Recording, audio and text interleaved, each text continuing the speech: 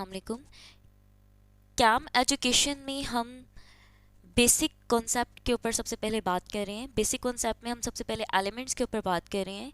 Elements के introduction का ये हमारा दूसरा लेक्चर और आखिरी लेक्चर है।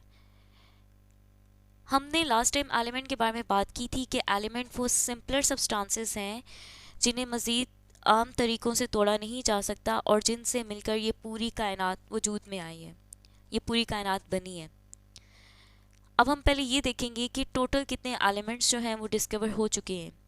2012 तक 118 एलिमेंट्स जो हैं वो डिस्कवर हो चुके हैं और अभी मज़ीद हो रहे हैं, जिनमें से 92 एलिमेंट्स जो हैं वो कुदरती तौर पर पाए जाते हैं और इसके अलावा जो एलिमेंट्स हैं उनको लेबॉर्ट्रीज़ में सिंथेसाइज किया गया है, लेबॉर्ट्रीज़ में बनाया गया है, साइंटिस्ट ने बनाया और कैसे बनाया उसके बारे में भी हम डिस्कस करेंगे।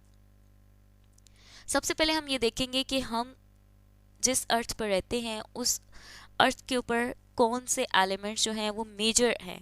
मेजर एलिमेंट्स उन एलिमेंट्स को कहेंगे जो कि ज़्यादा मिकदार में, ज़्यादा क्वांटिटीज़ में अर्थ में पाए जाते हैं।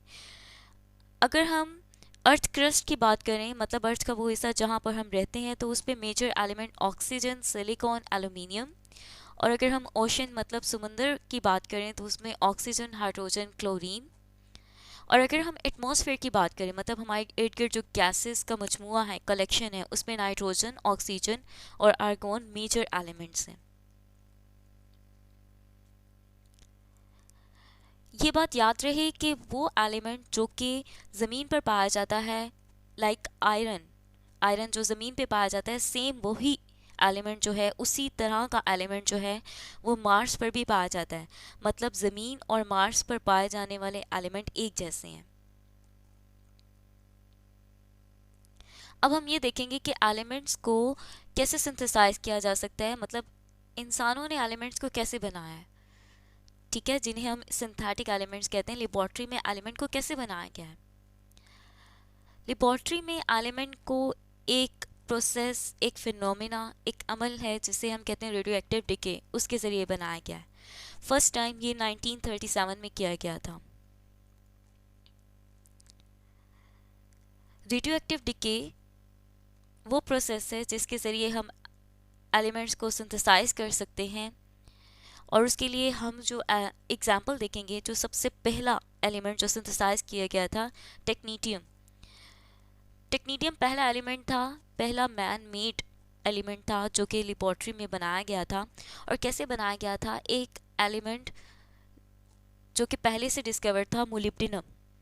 मोलिब्डेनम के एलिमेंट के ऊपर, मोलिब्डेनम एलिमेंट के एटम्स के ऊपर जब ड्यूट्रॉन्स को फेंका गया, ड्यूट्रॉन्स के बारे में आप जानते होंगे कि हाइड्रोजन के जो आइसोटोप्स हैं, प्रोटियम, ड्यूट्रियम, ट्राइटियम। प्रोटियम का इलेक्ट्रॉन रिमूव करें तो प्रोटॉन बनता है, ड्यूट्रियम का इलेक्ट्रॉन रिमूव करें तो जो न्यूक्लियस बचता है उसे ड्यूट्रॉन्स कहते हैं, जिनमें एक न्यूट्रॉन और एक प्रोटॉन पाया जाता है।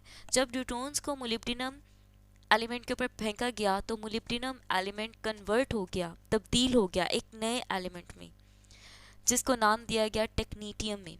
और इस प्रोसेस, इस अमल को कहते हैं रेडियो एक्टिव डिके, जिसके ऊपर हम ज़्यादा डिटेल में बात करेंगे अपकमिंग लेक्चर्स में।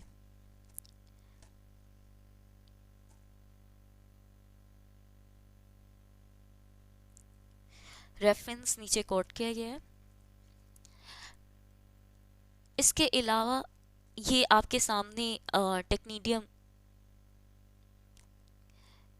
की एग्जाम्पल है, जो कि एक man made radio active metal है। रेडियो एक्टिव क्या होते हैं इसके बारे में भी हम आगे बात करेंगे इंशाल्लाह।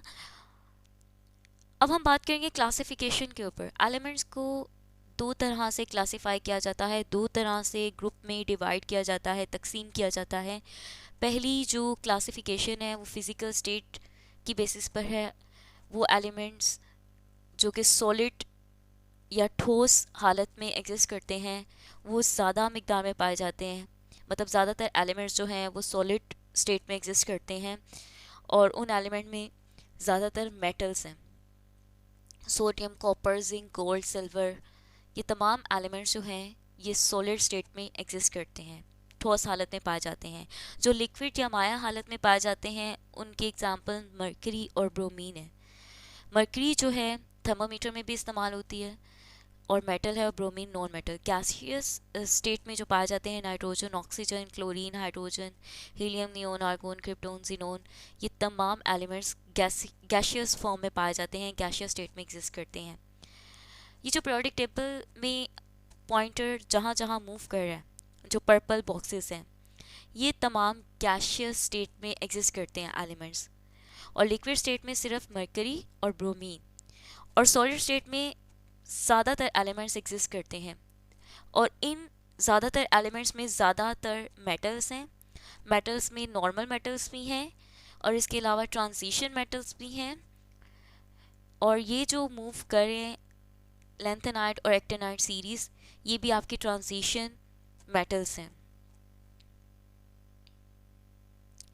अगर हम एलिमेंट्स को क्लासिफाई करें केमिकल बेसिस पे, तो हम इन्हें 3 तरह के ग्रुप में डिवाइड कर सकते हैं, तकसीम कर सकते हैं: मेटल्स, नॉन मेटल्स और मेटलॉइड।